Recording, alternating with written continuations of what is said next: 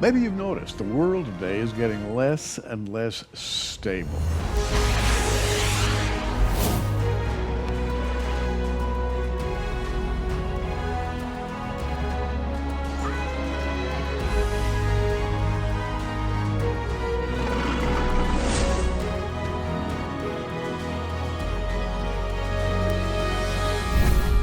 And here to talk about the world today from a prophetic viewpoint is author Terry James. Terry, welcome to Prophecy Watchers. Well, thank you so much, Gary. It's a real pleasure to be with you. I'm holding a couple of books so that everybody who's watching can see. The one is called Essays in Apocalypse, and right beside it here I have Deceivers, Exposing Evil Seducers and Their Last Days Deception. Terry, you are a writer. You have been a Christian writer, essayist for a long time. We're going to be talking about some of Terry's essays here in a moment, but you're kind of an observer from a Christian perspective. You have an opportunity to watch and comment on developments in the world. Tell us about how you got started in that.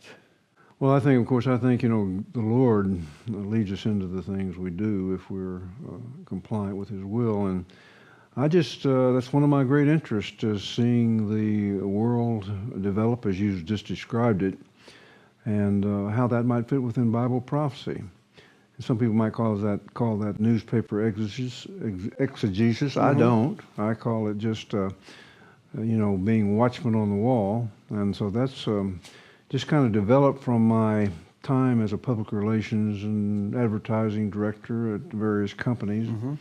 And I think the Lord just kind of combined that ability He gave me to write with interest in Bible prophecy, great interest, since I was saved as a very young boy. And I can remember as a very young boy of about 6 or 7 years old being taught from the pulpit, and even in Sunday school class, believe it or not, the pre-tribulation rapture.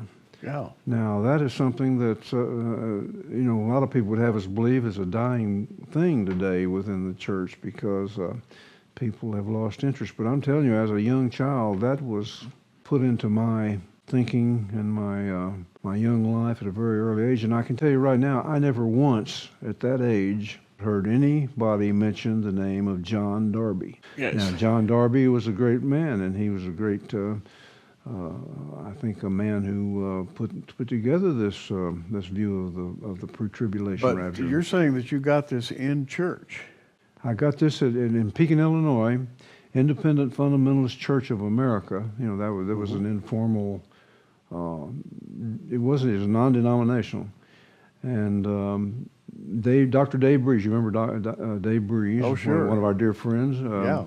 Dave was an independent fundamentalist believer too. He came from that background. In fact, we used to hear Dr. Brees on Christian radio a lot. Mm-hmm. He great really teacher. was a well-known voice and a great teacher, Mm-hmm. but he taught the pre-trib rapture. He certainly did, and like I say, from a very young man, I was taught the pre-trib rapture in Sunday school and from the pulpit. I remember it very plainly. Now, one of the things I want to talk about today, Terry James lost his sight how many years ago? Well, it was about 1993. I remember, I'll just throw this little bit out. The last thing I remember really clearly seeing was my own dad in his coffin, because he had died of, he had lung cancer because he smoked most of his life. Wow.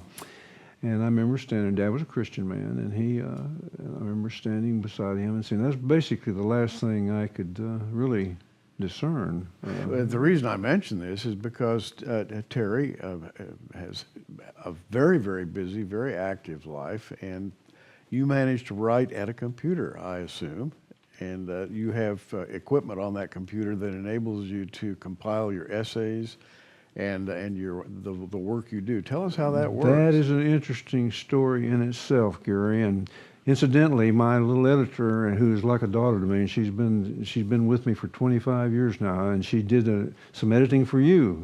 And you mentioned her in one of your books. Absolutely. Angie Peters, and she said to say hi to you, by the way. Well, hi, Angie. Hi, Angie. But anyway, it's very interesting. My eyes were going out And I had a computer. So I had bought and I finally had to change the screen from black on white to white letters on a black background so I could see. Well, even that didn't work after a while. I have retinitis pigmentosa, which is a degenerative retinal disease. Even that didn't work. It started, all the letters started running together, and so one day I pushed back from the computer. I said, well, told my wife, Margaret, I'm going to have to do something here because the Lord's got something else in mind because I can no longer work on this computer myself. So I said maybe I could get a young woman or somebody who does some typing and so forth could help me. And Margaret said, that's a good idea. And so she said she put a blind ad in the, no pun intended, in the Benton Courier. And I got a bunch of, within a few days, I got a whole bunch of people writing in the resumes. And one of them was Angie's. And so she started doing this. We started doing this writing, and I would dictate on a standard cassette. Mm-hmm. And of course, the internet developed later on, and from that, it just, how all of our writing has proliferated from that point, I think. And so you still work with her in that way, and I still work with Angie that way, yeah. Do you use a computer? But yes, we do. The Lord's blessed real good, as Billy Graham would say. Now that preface leads me to, I'm holding up another book here, and the title of this book is Rapture Ready or Not? And let's talk about Rapture Ready, because you are one of the driving forces behind Rapture Ready. You tell me this is one of the most visited websites that is in existence. It has been for a number of years. Todd Strindberg developed a very fascinating venue, I think, for people to come to and find out about that most wonderful event yet to take place. RaptureReady.com. RaptureReady.com. And why is it one of the most visited websites? I'm just laying this out. I know before I even ask the question. Well, really, I think it's because people don't have a lot of other places to go for that picture of the rapture. Now, your website, everybody else's talks about the rapture, but it's just a title, I think, Rapture Ready. And people are looking for the Lord. People who I believe Bible prophecy, study Bible prophecy, as it should be studied. And that website sort of deals with the latest developments, the latest thoughts that people have in terms of articles and books and so forth, right? I think we have more than 30,000 articles related to both the rapture and to every biblical prophetic topic you can imagine, and other biblical topics as well. Todd Strindberg, I guess you would say, developed it, founded it back in 1987, back when he likes to talk about how he'd pass around the floppy disk and so forth to people. I've, of course, met and talked with Todd Strindberg, and he's very, very, when it comes to the subject of the rapture, extremely well-informed, extremely opinionated, will not hesitate to tell you what he believes and thinks. Very outspoken guy, and he has made that website, along with you, just a must-see if you are a believer in the pre-trib rapture of the church. And now, the rapture is a very clear concept in the Bible. You can't possibly have any arguments about the rapture, right? I mean, everybody believes the same thing. Everybody agrees on the rapture, yeah. Yeah, I get email, and they border, some of them, on almost hate email on a weekly basis. I'm sure you've gotten them too. I can't understand why people say that we're leading people, toward where the devil resides and so forth, will reside for eternity, by teaching the pre-trib rapture. Now, I do understand they're talking about, to some extent, that if by teaching the pre-trib rapture, well, we'll be telling people that we will see Antichrist, or we're telling them that they will not see Antichrist. Mm-hmm. And so I can see their argument there. I disagree with it totally, but they say that people will be under the influence of Antichrist before they know it, because we've told them that we won't be here during the Antichrist.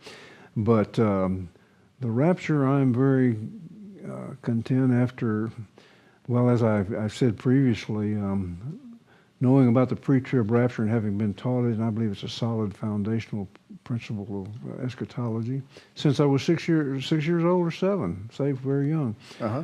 And it still rings very strongly in my spirit that the pre-trib view is the right view, and it's really stunning to me as we get closer to the time of Christ's return, why the church seems to have lost interest by and large, and I guess it's just because the vicissitudes of life, I guess you would say, draw people's attention away. And of course, later on we'll be talking about something else. That's deception, I think, and it's also because people are so deceived, even within the church. But to me, there is nothing more uplifting, and I know you're the same way, Gary, and I've heard you talk about it many times. Nothing more uplifting than the thought that at any moment our Lord could call us in the air to be with Him. Absolutely. And wow, what an experience that's going to be. Well, you mentioned the vicissitudes of life, and the Bible talks about that. 2 Timothy chapter 3, this know also that in the last days perilous times shall come. And then there's this long list of negative characteristics. Men shall be lovers of their own selves. Boy, do we ever see that. Covetous, boasters, proud, blasphemers. I'm not going to read the whole list, but you know the list. Yes. And we see that now on the news, the vulgarity, the anguish, the outright anger. People demonstrating in the streets, setting fires, shouting obscenities at each other. If this is not a fulfillment of prophecy, I don't know what is. It's just like the world is losing its collective mind, and what that boils down to, Gary, I think you'll agree with this. When they turn their backs on God and get farther away from God and His influence, that He turns them over to a reprobate mind, and that's what we see happening. I think it's a reprobate mind in the making. As a matter of fact, I think it's almost here. If it wasn't for the influence of the Holy Spirit, still resident within the church, I think we could say that a full reprobate mind has been reached based upon some of the collective lunacy we see going on today. And it gives new meaning to the word reprobate. We've used that word all our lives without really understanding what it was. Right. Now we see true reprobate. I think I understand now, don't you? We see it out there. I'm holding up the deceivers here. The subtitle on this is Exposing Evil Seducers and Their Last Days Deception. And you have here, chapter 1 was written by Jan Markell. Now, Jan Markell has an audience of many, many thousands on Christian radio. And she really, I think, has a good grasp of what's going on in the Christian world today. She focuses on the apostasy that we see in the modern churches. And this is really one of her great passions. And you and Jan have interacted. Let's talk about what's happening in the churches today. Well, Jan did a marvelous job. She's one of the clearest thinkers, I think, around today in analyzing what's going on, particularly within the church, within Christianity, and all of that involves. And she did a fantastic chapter. I think hers was the first chapter. And Gary Frazier also did a wonderful thing along the same lines to kind of follow up some of Jan's work. But we're seeing apostasy is building. It has built, and if you look at just the way the so-called, I guess you would say, mainstream church today is wanting to do away with the church's dealings with Israel to put Israel sort of make Israel, as though Dr. McGee would say, a back number because of the way they're supposedly treating the Palestinian people, which is a complete lie from Satan, and the church is falling for it. Jan addresses some of this, and so does Gary, but Jan addresses just an in-depth look at what's going on. You have this thing with the emergent church and all these other things, and what she talks about and what really, I guess you say, bugs me about it is this whole thing of a psychological viewpoint that so-called mainstream, again, some of them have come up with, and that is, you have synthesis, which is you have thesis, which is the Bible. You have antithesis, which is the world. This is all the friendly seeker stuff. You have the thesis Bible. You have the antithesis, which is the world's viewpoint. they all come together and sit down there, welcome into the church, and they have what they call synthesis. And they come together and they have a meeting of the minds. Instead of what the Bible actually says, well, they seem to want to bring all thoughts together and then come up with their own viewpoint. And this is very troubling. And I think this is at the heart of prophecy today, at the heart of the apostasy. Well, and of course that apostasy was predicted. It's one of the main predictors that we watch in the Bible for the last days.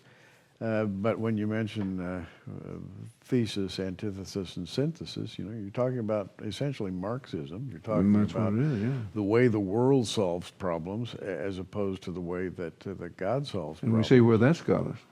Yeah, you can see where that got us in a hurry. And in fact, 100 million people dead, in the interim space between World Wars I and II, and then going up in the years just following World War II and going up the Korean War. Some people have said around 100 million people died worldwide in that period of time. And behind it was the whole Marxist drive in several different countries, Russia, of course, Eastern Europe, China, and we're still seeing the effects of that today.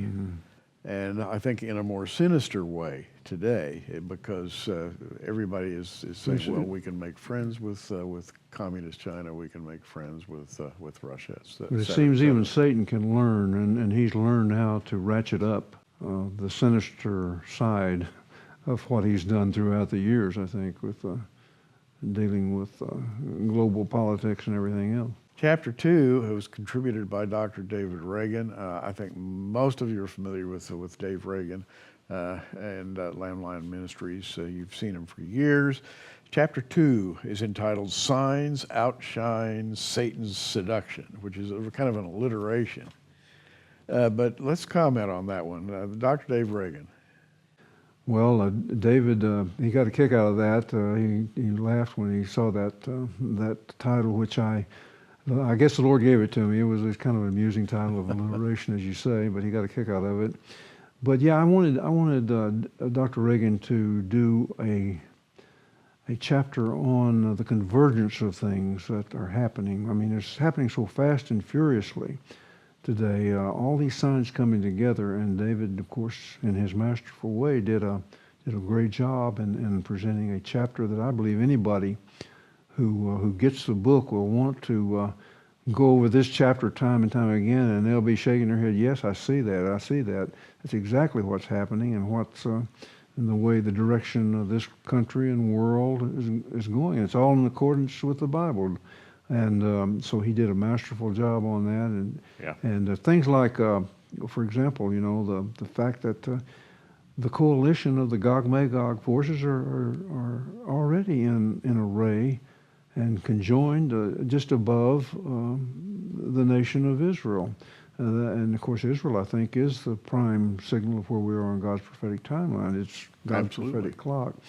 And David takes that and so many other things like that going on today to show exactly where this world stands and how close that means that we must be to Christ calling the church home. So your job is to sort of watch and listen and to put the observations that you make and the observations that other people make into compilations of essays. And by the way, this is very good reading. And I have a chapter. I'm not bragging about my own contribution. I have one of the chapters in The Deceivers. But I'm not pointing to myself. I'm pointing to the idea here that it's time, I think, for observers to speak up. People who are watching and saying, what in the world is going on? What can we do? To actually speak up and make suggestions about what we need to do. And that's sort of the thrust of this book. Well, I think so, Gary. And Ezekiel the prophet, I think, wasn't it, who said that, we're responsible for getting out the word, those of us who know it and understand it with regard to prophecy. And the blood will be on our hand if we don't warn the people. I view some of the things going on in the media and other things as being total deception. And I think the president might call it fake news in some case, but what it is deception, I feel, across a broad range and broad scope of society and culture, straight from Satan. And the Lord, that's what really prompted me to think on putting together a book with the name of Deceivers. Then I started thinking about some of the books of compilation I'd done in the past. And so I thought, well, we have some great writers and great broadcasters and great Bible teachers, and why not talk about this topic of deception? You mentioned a while ago, I think, that evil men and seducers will grow worse and worse, deceiving and being deceived. That was one of Paul's, I think, prophetic forewarnings. So I decided to start picking the minds of some like Jan and Gary Frazier, yourself, and a number of others. Todd, and he wrote a chapter on the media itself, the deceptive nature of the media, both news and entertainment, and just a whole bunch of people came in and wrote and agreed to write, and I think that just amazing to me how well the book came together, and how everybody within the writing community who wrote for the book seemed to agree that it was Holy Spirit directed, because they too felt the passion that I have felt, when I first thought on it. Yeah, and being a watchman is one thing, but then airing your observations after you have seen what's out there to be seen is quite another thing. In other words, it's very difficult to get people's attention in the proper way. And I think Rapture Ready, I think your books are aimed at that, and I think they're very effective. I'm holding Essays in Apocalypse, which, by the way, has a foreword by Jan Markell. And I should say about Essays in Apocalypse, it really is a collection of essays. And each essay has a topic, and there's a lot of passion. There's a lot of very, very pertinent Bible study in this book. There are a lot of news items that are reviewed and then analyzed in terms of Bible prophecy. There are essays on Gog, just to give you an example. There are essays in Washington politics, which is like a zoo right now. I guess you would agree with that. But this collection of essays that you have put together is not something you have to sit down and read cover to cover. You can dip into the one that interests you at the moment. Yeah, that's the purpose of it. Get some really interesting takes on what's going on, prophecy-wise. My friend Todd Strandberg would call it prophetic progression. I think that's it kind of gives a prophetic progression of things, at least from my viewpoint. Well, when we read about and we have just 4 or 5 minutes left here, when we read about the wonder of the rapture, and we think about it. I'm looking at 1 Thessalonians chapter 5, and it says, "But of the times and seasons, brethren, you have no need that I write unto you." In other words, Paul is saying, when things begin to happen, it's going to be so clear and so plain that no explanation is necessary. Right. You're going to be able to see it with great clarity. Well, I think that's exactly right, Gary. And I think the Lord speaks to us as we seek His Word, seek His will, and I think He has chosen, at least in my own weak, humble way of doing it, He's chosen me to look at things and to write them out on a daily, weekly basis. And what the Lord has put in my heart to do is to express with clarity what's happening with regard to the daily news headlines and so forth that we see happening, the events and issues of our time. And I think as watchmen, that's our job, and that's what we try to do with Rapture Ready. And that's what I've tried to do with the essays I write, and thus this collection in Essays and Apocalypse, I think is that prophetic progression we were talking about. And I'm holding them up right now. And what we have here, we're calling the Terry James package. We love to put together packages.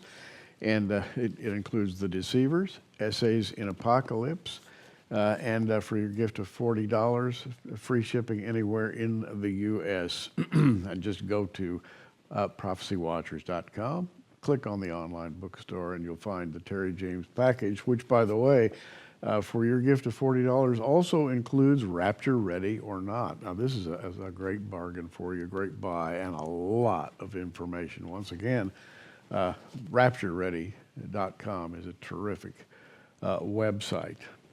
Terry, we've got just a minute or so left. I want to talk to you about the part that you'll be playing in our upcoming second annual Prophecy Forum, October 12th through 14th, the Blessed Hope Prophecy Forum. You're going to be there, right? I plan to be there, Lord willing. Yeah, I sure do. I'm looking forward to it. The last year's were just terrific. I strongly recommend anyone who missed last year's and can make it this year, be sure you do, because this is one of the most exciting, if not the most exciting, conference I've ever personally attended or had a part in. And I look forward to speaking in a session on deceivers, this very book we're talking about, but might get much deeper into some other things going on more currently since the book has come out. And again, we invite you to register for that Prophecy Forum, October 12th through 14th, and check our website for live streaming. We have 3 options, actually 4 options when you look at it fully, for the best live streaming you can ever subscribe to, and you'll be able to see all the speakers at the Blessed Hope Prophecy Forum. Plus many, many bonuses which you can learn about on our prophecywatchers.com website. Hi, Gary Stearman with a very special announcement from Prophecy Watchers. Bob Ulrich, we've got a lot to talk about. We do. It's an exciting time to be alive as the prophecies of the Bible come to pass right before our eyes. Have a big conference coming up, October 12th through 14th. We're going to be celebrating the 70th anniversary of Israel at the second annual Blessed Hope Prophecy Forum at the Embassy Suites Hotel in Norman, Oklahoma, October 12th through 14th. You can register for the event at prophecywatchers.com or call us toll-free at the phone number on your screen. And Bob, we have the top speakers in the world of Bible prophecy. A conference like no other. 32 speakers: L.A. Marzulli, Bill Salas, Jan Markell, David Reagan, Mark Hitchcock, Terry James. The names just go on and on. 32 speakers in one event. Not much time. You need to register now. Gary Stearman for Prophecy Watchers saying, see you there. We got about 30 seconds left. Thanks for joining us today, and keep up the good work. Well, thank you so much, Gary. I really appreciate taking time with me today. And say hi to Todd Strandberg for us. We'll see him soon, I hope. And I'll tell Todd hi. All right. And let me just say this. Terry works assiduously. He keeps his ear to the ground, let's put it that way, and he brings forth prophetic truth. I'm Gary Stearman. Hey, you keep watching. We are.